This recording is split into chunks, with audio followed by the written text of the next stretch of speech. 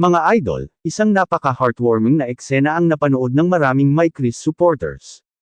Hindi dahil sa love team o romantikong usapan, kundi dahil sa lalim ng samahan, respeto, at pagkakaibigan na ipinakita ni Mikoy at Papa Bol Ian. Marami ang nagsabi na tila mas lalo pang humanga si Krista sa tunay na ugali ni Mikoy matapos niyang marinig ang mga kwento tungkol sa kanilang pinagsamahan noon pa man. Habang nagkukwentuhan sina Mikoy at Papa Bol Ian, unti-unting nabuksan ang mga alaala nila noong nagsisimula pa lamang silang sumayaw. Doon pa lang makikita na ang kanilang matibay na samahan. Hindi pala ito basta pagkakaibigan lang, kundi isang relasyon na nabuo sa pagtutulungan, tiwala, at pagsuporta sa isa't isa sa bawat hamon ng buhay. Ayon sa kanilang mga kwento, marami silang pinagdaanan bago nila narating ang pagiging kilala ngayon sa mundo ng charity vlogging. Sa bawat pagsubok, hindi nila iniwan ang isa't isa. Sa halip, lalo pa silang naging matatag bilang magkakaibigan. At iyon ang isa sa mga bagay na tila labis na hinangaan ni Krista. Marami ang nakapansin sa reaksyon ni Krista habang nakikinig sa mga kwento. Hindi ito tungkol sa pag-ibig sa romantikong paraan, kundi paghanga sa kabutihan ng isang tao. Mas naunawaan niya kung bakit maraming tao ang nagtitiwala kay Mikoy. Hindi lamang pala ito dahil sa mga charity vlog, kundi dahil sa ugaling marunong lumingon sa mga taong naging bahagi ng kanyang buhay. Isa rin sa malaking revelasyon ang naging papel ni Papa Bol Ian sa charity journey ni Mikoy. Marahil ay ngayon lang nalaman ng maraming supporters na isa pala siya sa mga madalas magbigay ng payo at suhestyon kung paano mas mapapaganda ang kanilang pagtulong sa mga nangangailangan. Sa likod ng kamera, isa pala siyang taong tumutulong sa pagbuo ng mga desisyong makakatulong sa mas maraming tao. Hindi man siya palaging nasa sentro ng atensyon, kitang-kita ngayon kung gaano siya kahalaga sa kanilang grupo. At dahil dito, mas lalo siyang minahal at sinuportahan ng maraming followers. Mas naging emosyonal ang lahat nang dumating ang pagdiriwang ng kaarawan ni Papa Bol Ian. Hindi lang simpleng birthday celebration ang nangyari. Isa itong pagkakataon para maipadama sa kanya kung gaano siya pinapahalagahan ng kanyang mga kaibigan at ng mga taong sumusuporta sa kanilang adhikain. Siyempre, hindi rin siya pinabayaan ni Mikoy. Kitang-kita kung paano niya pinahalagahan ang kanyang kaibigan. Ang simpleng mga salita ng pasasalamat at pagbabalik tanaw ay sapat na upang maantig ang damdamin ng maraming nanunood. Dahil dito, maraming My Chris supporters ang umamin na halos mapaluha sila habang pinapanood ang kanilang pag-uusap. Hindi dahil sa drama, kundi dahil sa tunay na kwento ng pagkakaibigan, katapatan, at pagmamalasakit na bihira nang makita sa panahon ngayon. Marami rin ang nagsabi na ito ang isa sa mga dahilan kung bakit patuloy nilang sinusuportahan ang grupo. Hindi lang sila gumagawa ng content para magpasaya, kundi nagsisilbi rin silang inspirasyon na ang tunay na pagkakaibigan ay nananatili kahit magbago ang estado ng buhay. Mula sa pagiging magkakasamang sumasayaw noon hanggang sa pagiging mga charity vlogger ngayon, nanatili ang kanilang samahan. Habang lumalaki ang kanilang komunidad, hindi nila nakakalimutang balikan ang mga taong naging bahagi ng kanilang simula. Sa huli, ang pinakamahalagang mensahe ng kwentong ito ay hindi tungkol sa kasikatan o tagumpay. Ito ay tungkol sa pagpapahalaga sa mga taong nanatili sa tabi mo noong wala ka pa sa iyong kinalalagyan ngayon. At marahil, iyon mismo ang nakita at lalong hinangaan ni Krista kay Mikoy, ang kanyang pagiging tapat, mapagkumbaba, at hindi nakakalimot sa kanyang mga tunay na kaibigan. Pre, itong mga, alam ko naman, kasi itong mga naranasan mo, deserve mo yan. Oh, no? Dahil napakabuti mong tao. Diba? Maging ito, alam nila yan kasi kung matatandaan nyo po, nung mga bagong pa lang, kasama pa lang sa atin ni Papa Bol Ian, ay nakitaan na talaga natin ng pusong pagkakaroon ng pusong charity vlogger. Yes. Diba? Galing mismo sa niya, galing mismo sa hindi sa chan, sa bulsa niya. Galing mismo sa bulsa niya, diba? Kumukuha siya talaga kung hindi mga pangmerienda, pag nagme-merienda kasama mga beneficiary natin, diba? Galing yan mismo kay Papa Bol Ian. Kaya talagang tsaka minsan sinasabi nito ni Papa Bol Ian na pag may halimbawa nakakapag-scout tayo, sabi balikan natin or nagsasuggest to si Papa Bol Ian, ikaw, 'di ba, nung mga nagsisimula pa lang tayong tatlo, nagsasuggest kayo ng mga pwede kong gawin sa mga beneficiary.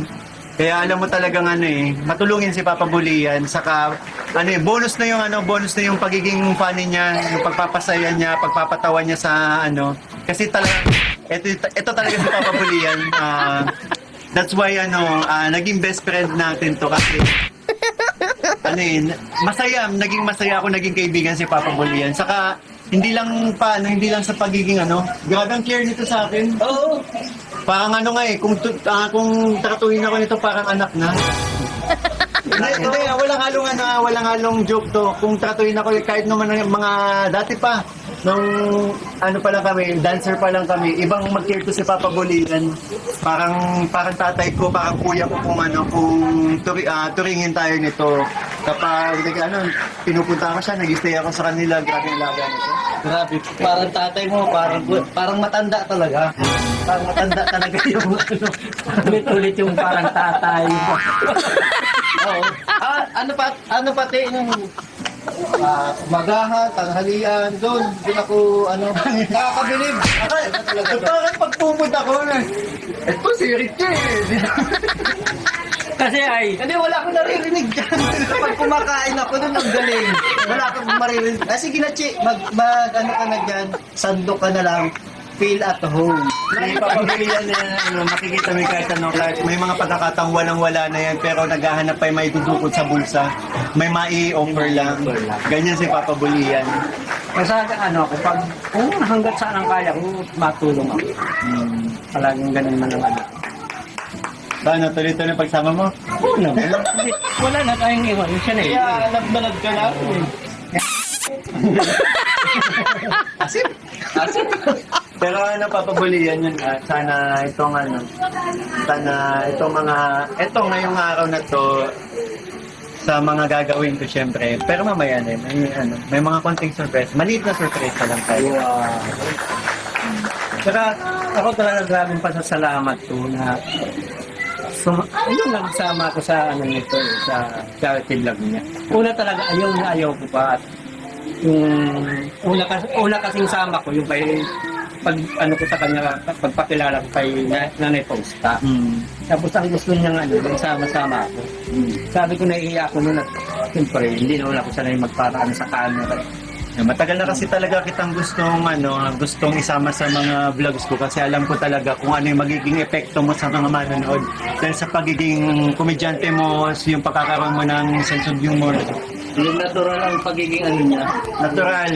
Hindi pilit. Sadyang ganun talaga siya. Kung magpatawa, natural. Makita mo pa lang siya, matatawa ka na. Sabi nga naman sa supporters natin, di ba? Pag mumukha mo pa lang, natatawa na sila. Oo. Ay, thank you na lahat dyan sa supporters mo, grabe. Thank you po sa inyo lahat. Mahal naman po namin kayo. Gagawin po namin lahat, mapasaya lang po kayo, mabawasan po ang lungkot ninyo. Saka Papa Bulian, yun, gusto ko din magpasalamat sa'yo kasi yun nga, isa ka sa mga nagpapasaya at isa ka sa mga nagmamahal sa akin. Hindi lang pagiging best friend, nakasuporta ka dito sa ginagawa ko. Sa ginagawa kong pagsa-charity, di ba? Kapag lagi kang yung ibang mga ideas kasi galing din yan sa mga Papa Boss. Hindi lang ako hindi lang ako yung nagdi-direct dito eh. Minsan may mga sinishare silang ideas, di ba? Kaya sobrang pasasalamat ko sa tatlong to kasi kumbaga lalong nag-improve yung aking channel gawa ninyong tatlo. Saka pag nakaisip na isa ng content, tuloy-tuloy. Hindi na kami nahihirapan. Wala na yung script, diretso na. Diretso. Yeah. Ayun. Dagdag na lang talaga yung pagkakaroon natin ng samahang nagkukulitan tayo. Natural kasi Yes. sa atin. Off-cam, ganun talaga kami. Kaya nga minahal din tayo ni Rain eh. Thank you rin sa Gustong sumama sa amin ni Rin kasi talagang kapag kasama kami ni Rin ay sobrang saya niya. Mga idol, kayo naman ang magsabi. Ano ang pinakanagustuhan ninyo sa kwento ni Mikoy at Papa Bol Ian? Naniniwala ba kayong mas tumitibay ang samahan kapag sabay ninyong nalalampasan ang mga pagsubok? Ay comment ang inyong opinyon, at kung nagustuhan ninyo ang video, huwag kalimutang mag-like, mag-share, at mag-subscribe para sa mas marami pang updates. Maraming salamat at magkita-kita tayo sa susunod na video.